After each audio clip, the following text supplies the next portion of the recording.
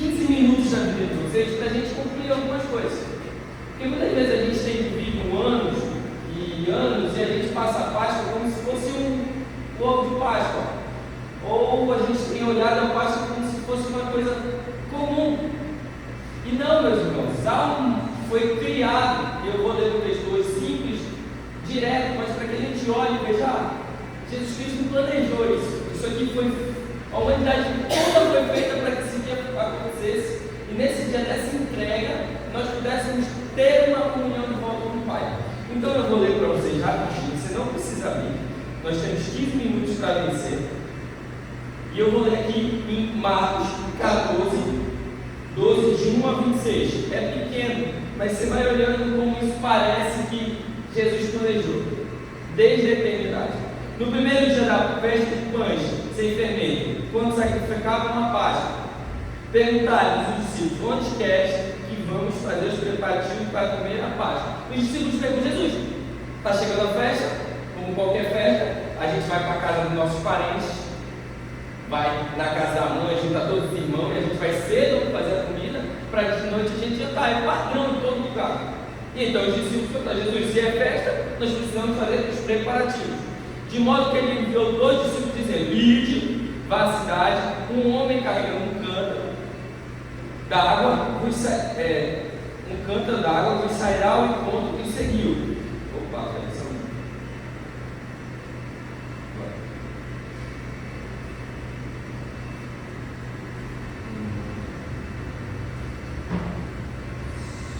Só voltar aqui para o nosso texto. Já saiu.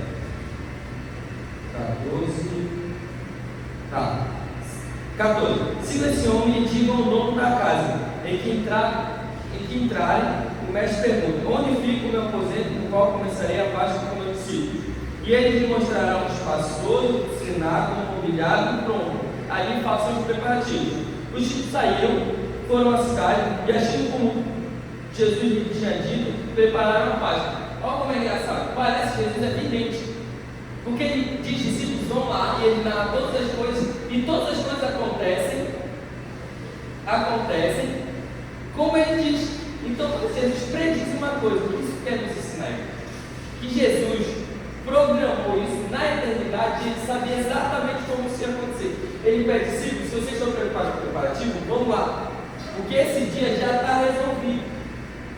O dia da entrega já está resolvido. Então, meu irmão, olha o que Jesus está chamando esses discípulos a entender: que Deus preparou todas as coisas para a entrega, para esse momento que ele vai entregar aquilo do qual é importante para ele. Ele vai significar. Então, Mateus, se você tivesse que escolher uma pregação para pregar o resto da sua vida, escolheria essa. Escolheria a pregação da Páscoa. Que Jesus na Páscoa significa o que ele vai fazer na cruz. Porque não faz sentido a gente ver Jesus morrer e reviver se ele não der significado para a sua ressurreição. Então na Páscoa ele vai fazer isso. Eu vou continuar.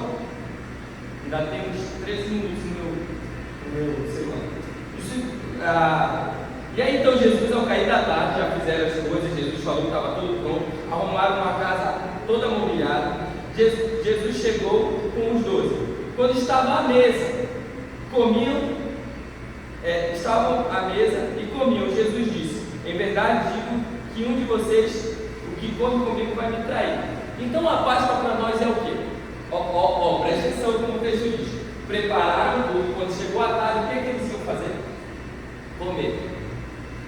Eles iam comer. Eles iam comer na mesa de quem? Do Senhor.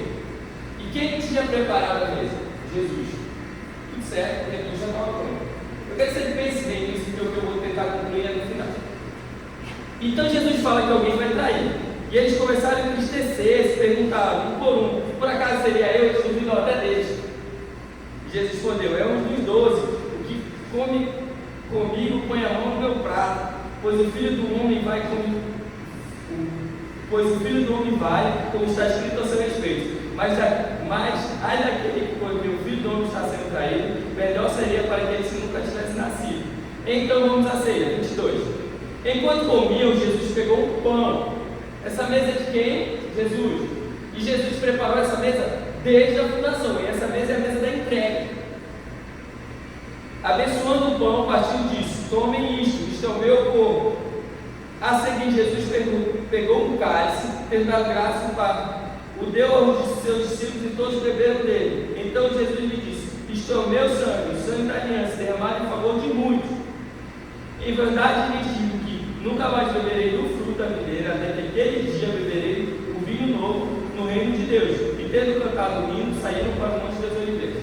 Amém, meus irmãos? O texto é esse que a gente vai concluir rapidamente. Então, o que eu quero dizer essa noite? Meus irmãos, a gente tem tratado a nossa vida olhando para... Vou falar melhor. Nós, na Páscoa, nós não comemoramos a morte e o ressurgimento de Cristo. Na Páscoa, nós comemoramos o propósito daquilo que Ele fez. E o propósito dele está significado na sua mesa. Mas eu não estou entendendo nada, porque para mim sempre a Páscoa é a ressurreição de Cristo. Meu irmão, isso foi um método, preste atenção. É um método que Deus escolheu e imputou na sua vontade, que haveria um sacrifício para que as pessoas pudessem ser redimidas ou justificadas, para que alcançasse o propósito da vida de Jesus, que era reconciliar seus filhos. Então, o que eu estou tentando dizer assim? Que a Páscoa para nós é um momento de olhar para a vida das pessoas e montar uma mesa, onde o Senhor preparou. E é engraçado que o Senhor lhe preparou no origem da sua vida, que o seu propósito não é viver uma vida esplendorosa ou viver como você quer. Seu propósito não é viver uma vida humana. Deus preparou na sua vida, na eternidade, desde a fundação do mundo, lhe deu um propósito, foi criar uma mesa para que nessa mesa você entregasse. Então, o que é que nós fazemos na Páscoa? A Páscoa é o momento da comunhão. É onde Jesus vai à cruz e se entrega para fazer alguma coisa. E Ele ressuscita para fazer alguma coisa. Então, nós não comemoramos apenas.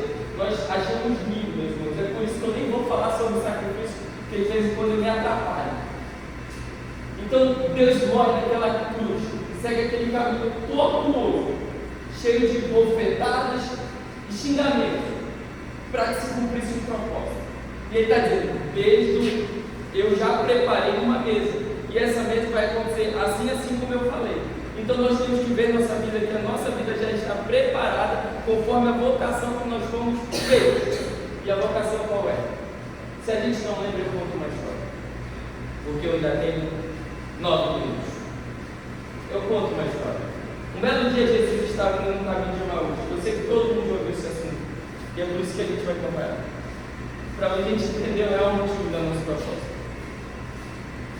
E 2 discípulos de Jesus estão andando sobre esse caminho, e eles estavam muito tristes com Jesus, porque Jesus morreu.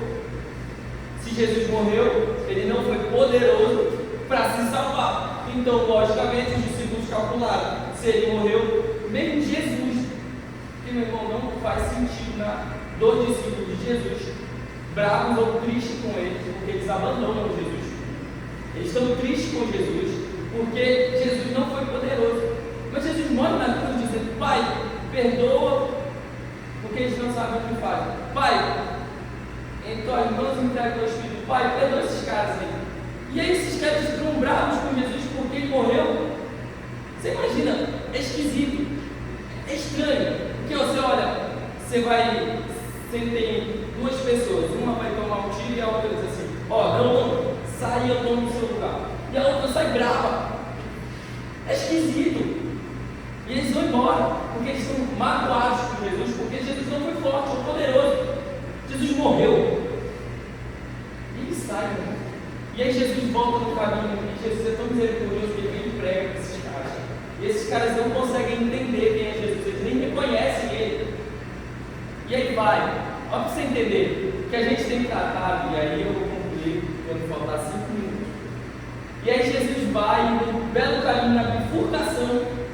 Chegando a noitinha na minha cabeça, eles vão, Jesus finge que vai para um lado, eles têm que dobrar, e aí Jesus dá aquele pique assim: não, vou para cá, e eles: não, vem com a gente, fica aqui com a gente. E ele vai. Jesus já pregou, Jesus já se apresentou vivo. É isso que a gente tem nessa noite. A Páscoa não é um momento da mostrar quanto Deus foi poderoso para ser ressuscitado, ou para morrer, ou para se entregar, porque esse foi o instrumento do nosso Senhor, mas Ele fez tudo isso para um propósito. E a gente tem olhado assim, tem calculado todo o poder dele. Eu não estou menosprezando isso, porque é muito sofrido o que Ele passou no bagulho. Venceu a morte, o domínio do pecado não está sobre nós. Mas Jesus passa e eles vão para um lugar, Ele pregou, já falou, Ele se apresentou, eles eram discípulos, e eles sentam numa mesa. E aí o ato da mesa era o que a gente ouviu. Jesus parte o pão. E aí eles lembram, eles reconhecem quem Ele é. E agora eu vou concluir. Porque nós tratamos a comunhão como se ela fosse importante ou necessária. Meus irmãos, desculpa. Ela pode ser importante ou necessária, mas não é só isso. Porque quando a gente faz o que é importante, mas importante ser a prioridade. Tem vezes que é importante para mim, não é importante para o tia Leite. Então, interesse. Ou a gente faz as coisas, ou a gente acha que é só necessário. Tem vezes que eu estou carente, eu quero uma companhia. E aí, tem vezes que o Lucas treina com 50 pessoas, não tem essa necessidade. Porque está tranquilo. Comunhão, necessidade. E a gente trata a comunhão, se ela for como se fosse necessário e importante. Mas, meus irmãos, isso não é verdade. Porque Jesus preparou uma mesa na eternidade, antes de nós sermos criados. E disse para nós que a comunhão seria essencial. É tudo aquilo que nós somos. Então a Páscoa é o significado daquilo que é essencial para o nosso propósito. Por que eu estou falando isso? Que a gente tem tratado a vida como se viver em comunhão fosse um estilo de vida, não aquilo que nós somos. E viver em comunhão não é o que nós queremos ser, ou o que nós queremos fazer, ou o que nós temos interesse em fazer, ou o que nós temos a necessidade de fazer. Não. Viver em comunhão é o que nós somos, é a intencionalidade do Senhor. Ele botou isso em nós, botou o DNA disso na nossa vida. E por isso, meus irmãos, Jesus se entrega. Não porque ele tinha interesse ou necessidade, mas ele se entregou porque era aquilo que ele era, o nosso irmão. E eu olho para a cruz de Cristo, e ele morre naquela cruz e diz assim: não, Pai, perdoa. Olha como ele tratou o Senhor: Pai, perdoa. Esses meus irmãos não fazem ideia do que estão fazendo.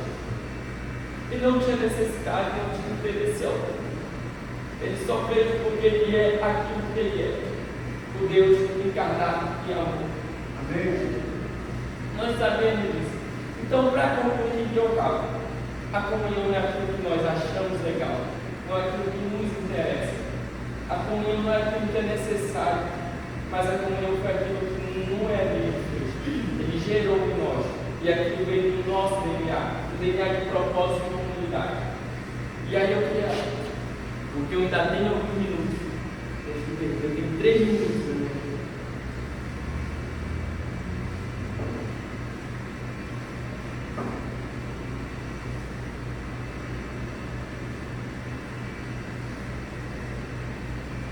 Então, para concluir, a gente diz assim: meus irmãos, não adianta.